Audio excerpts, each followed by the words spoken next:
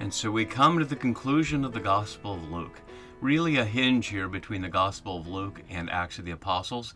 Unlike all the other Gospels, as we know, that really have to come to some kind of an end, Mark comes to a shocking end with no resurrection story, and literally the last word is, and they were afraid. Matthew certainly has a positive ending, but he has no sense of what the church would become out of that.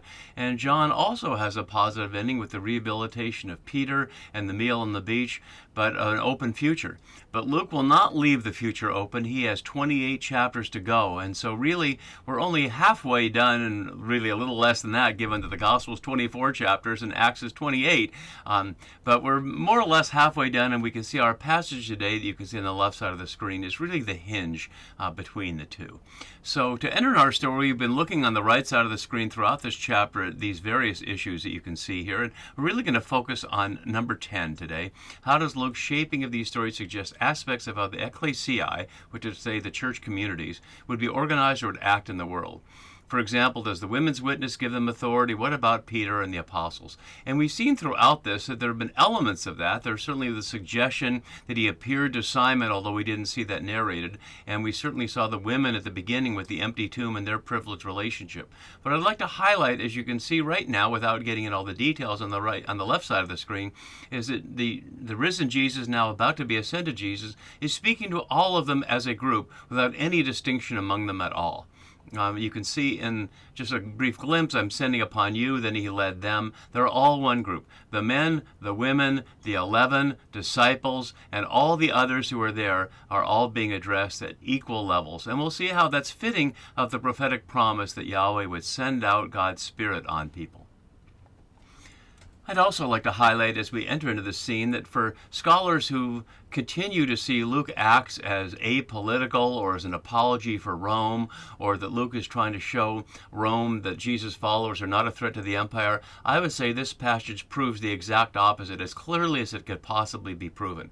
One of the questions that's often raised is, well, he doesn't engage the emperor directly, and Jesus doesn't say anything to his disciples or his audience about Rome directly. But that's because he's more subtle than that. He knows he doesn't have to do that any more than Ronald Reagan had to name the literal reality when he referred to an evil empire in one of his speeches back in the day to tell the end of the world type Christians that he was on their side. He didn't have to talk about post-dispensationalism and all those kinds of things. That's not really a word, but he didn't have to use all their language. They knew he was talking about it. And Luke's audience certainly would know whether they were members of the historic Israel or the other people, the nations, whether Romans or otherwise. They would certainly hear it in their cultural context as there's no greater threat than the idea that this person has risen up and is now reigning from above like an emperor, and everybody's worshiping him. So we'll see how that plays out. And so Luke is much more subtle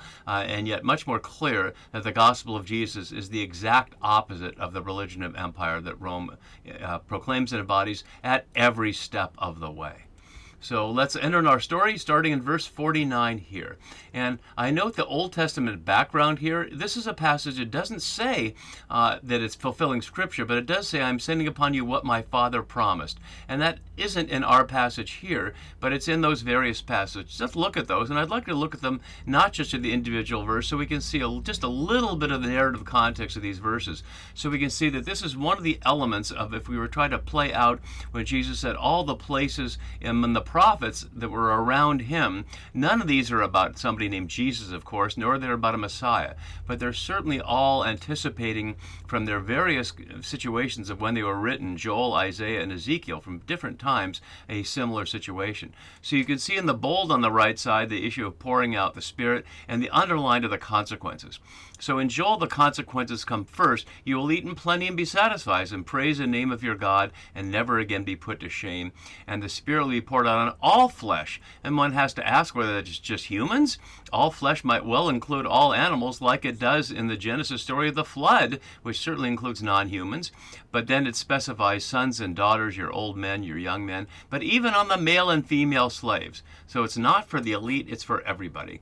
And similarly in Isaiah 32, until the Spirit from on high is poured out on us, and then justice will dwell in the wilderness, and righteousness abide, and the effect of righteousness will be peace, and the result of righteousness quietness and trust forever.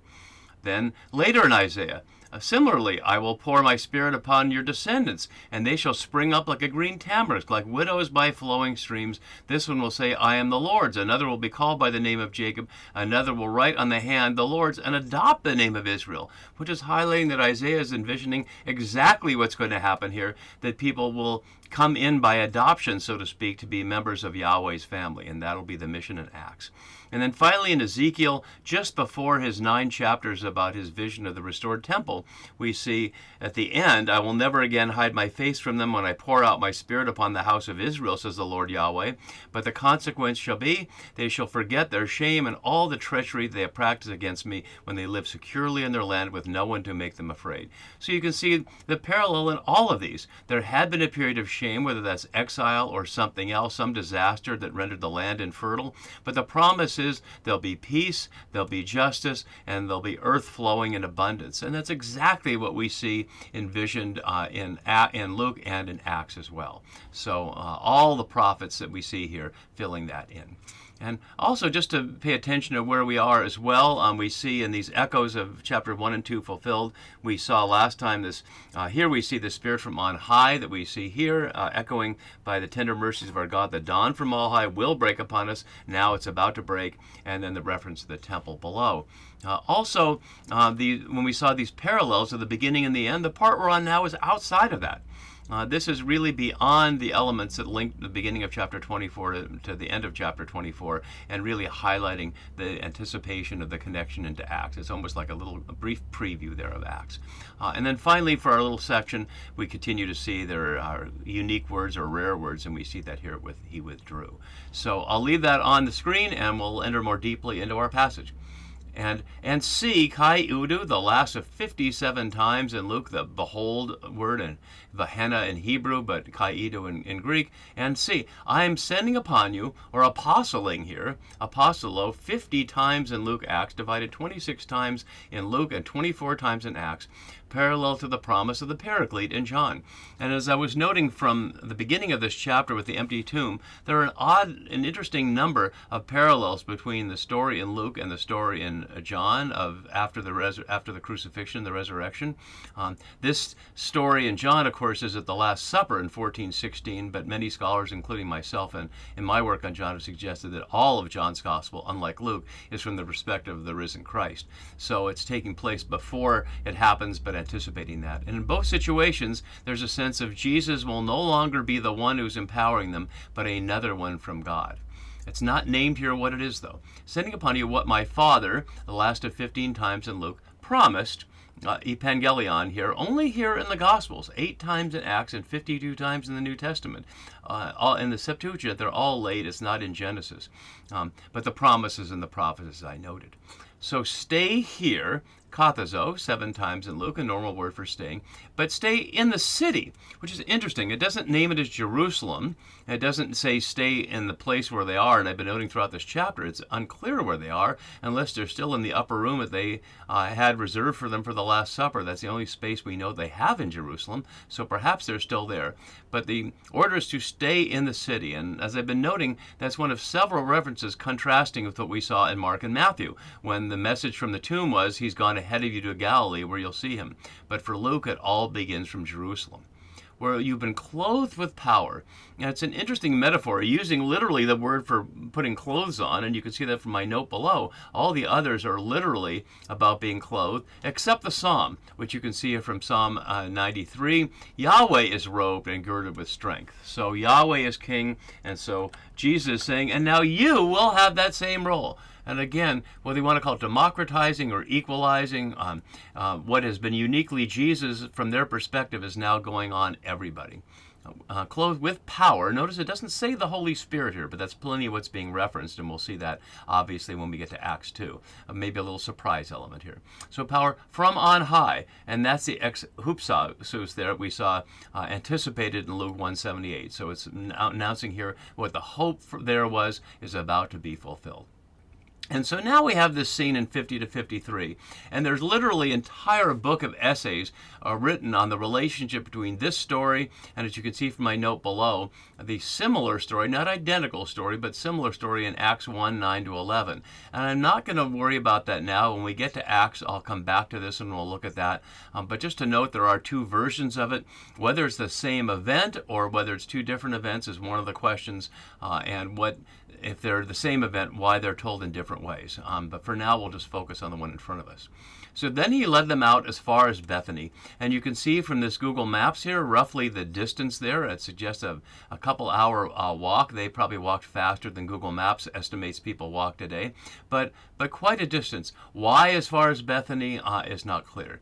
The verb for led them out here, exago here, is only here in Luke, although I didn't put it as a rare word because you can see it's a number of times in Acts, and it's used elsewhere in the letter of Hebrews and in Mark.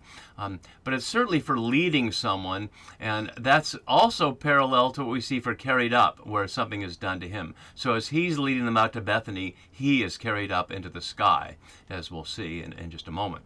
So he led them out of Jerusalem here, as my note below has, as Jesus needed to go to Jerusalem because no prophet is killed outside. Now he leads them outside to become his voice beyond Jerusalem. Even though they're supposed to stay in the city, he's leading them out. And as far as Bethany, framing with 1929, where just before they entered the city.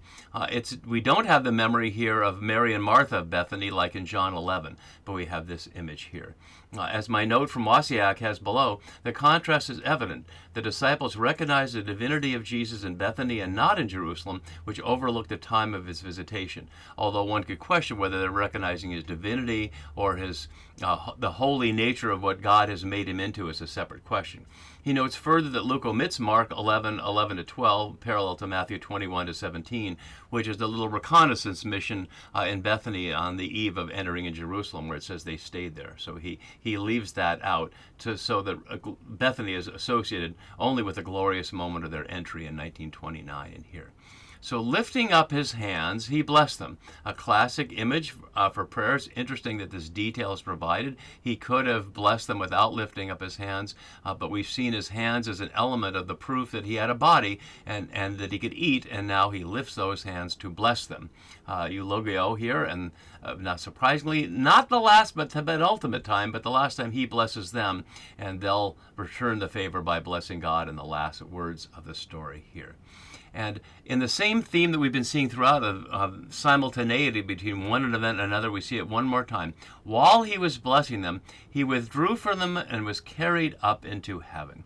And we have to look at those words carefully, because if you look at this, a typical older painting, it just looks like Jesus is just the same floating up in the sky. And I don't know about to your eyes, but to my eyes, it looks kind of silly. But what I'd like to suggest as we look at the words here, this is similar to what the experience was of appearing in their midst in the room and is becoming invisible in Emmaus after the journey from Jerusalem, that he's crossing the veil into the other realm. In other words, he's not just an ordinary body that's somehow floating up into the sky amongst the clouds, but he's a risen body with all the characteristics that Luke has shown us that we've been exploring in the last videos, who's now going across the veil to the other side. So let's look at the words and then we'll look at a couple of images. So the word for withdraw here, diastemi here, usually referring to an interval of time, space, or proportions. So setting aside something of a unit of time or space or food for others, it's only one of their time. So it's to suggest he's moving apart from them and was carried up. So this is being done to him. He's not doing it. It's a passive word here. It's described in the same way in the Transfiguration in Matthew, although not in Luke. It can be used as offering up in sacrifice, and there are numerous examples of that. Wasiak says below, the main difference caused by the ascension is not seen in the new heavenly status of Jesus, because the resurrection itself is already enough, but in the disciples' consciousness. And I think that's also an element. So, and into heaven, which is wrong here at a couple of levels because it leaves out the, ton oranon, as it so often does. The heaven doesn't make sense in English, but why is that? Because, as I've noted many times, oranos, or orana in this form, is the same word for the sky. It's where the sun is and where the rain and the clouds are. So it's not itself another realm, but it's used metaphorically to refer to going across the veil to another place. So here's a modern image of it. I'd like to highlight this sense of the swirling vortex hole because many artists and visionaries who've had similar apocalyptic experiences have shown the same kind of image, even if they haven't seen each other's paintings. For example, the wonderful and sadly late David Lynch here from Twin Peaks: The Return showed the crossing of the veil with this vortex in the sky. And similarly, one of our favorite musical artists, the great bluegrass player Billy Strings, in the story of his most powerful spiritual experience, has this image here of his house caught up in this spinning. And the lyrics of the song, which is called Spinning, is all about everything spinning, from himself to galaxies to everything else. So this spiral nature, nautilus nature, if you will, of that, I'd suggest is closer than just the floating up into the sky, although Luke doesn't provide that imagery, so that's just my imagination working with the imagination of these other artistic people. So, however you might envision that, there goes Jesus. So we don't have to worry about his sandals, as one scholar noted, because this is a risen Jesus who's simply crossing over. It's not just like floating up into the sky. So then they worshipped him. And the only time there's been worship previously was the question of worshiping the devil back in the beginning.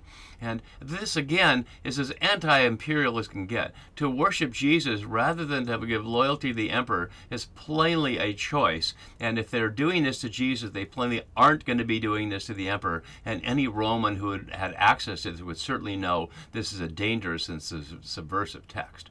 And we'll see how that plays out in Acts. So they worshipped him, even though now he's gone, and returned to Jerusalem with great joy.